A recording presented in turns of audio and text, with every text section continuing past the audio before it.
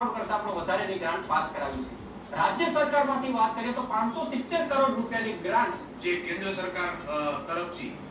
બીજા જિલ્લાઓને કે જેમ કરીને સૌરાષ્ટ્રની અંદર વેરાવળ જિલ્લો છે, અમરેલી જિલ્લો છે, બીજા જે અલ્પ વિકસિત જિલ્લા છે જે સુરેન્દ્રનગર કરતા કદાચ નીચેની કેટેગરીમાં આવે છે, ત્યાં તમે કદાચ નજર કરો અને ત્યાં જે કેન્દ્ર સરકાર તરફથી મળતી જે સુવિધાઓ છે, ખાસ કરીને શિક્ષણ અનુસંધાને, રોજગાર અનુસંધાને, ઉદ્યોગ અનુસંધાને, ત્યાં જે ફેસિલિટી અવેલેબલ કરાવવામાં આવે છે, ત્યાંની જે રજૂઆત છે, ત્યાં જે લોકો વિશેષ લાભ લે છે, એ કદાચ આપણા જિલ્લાને મળ્યા નથી। સરકારે આ વખતે નર્મદા યોજનામાં પાણીની ખૂબ સારી વ્યવસ્થા કરી, પાણી પણ જ્યારે જોઈતું ત્યારે આપ્યું છે,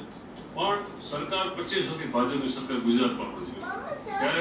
નાંગરેની કેનાલ બનાવી, એ કેનાલ સરકાર આપણે બનાવી નથી અને પાણીનો ખૂબ જ બગાડ થાય, જે એક ભાગનો ઉપયોગ થાય 2 ભાગનો બગાડ થાય છે, નાના નાના તળાવો આપણે ભરવા પડે, જો નાની નાની કેનાલો તૈયાર થઈ જાય તો કપાસ ઉત્પાદન ખૂબ સારું થાય। એટલા બધા રિસોર્સિસ અહીંયા છે,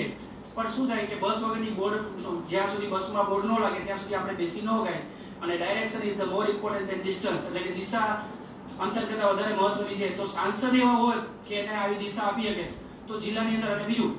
અમારા જિલ્લાની એક બહુ જ માઇનસ પોઈન્ટ છે અને સારો પોઈન્ટ છે કે સહન કરતા આપણે બહુ આવડે છે। ચૂંટાયેલા નેતાઓને કહું છું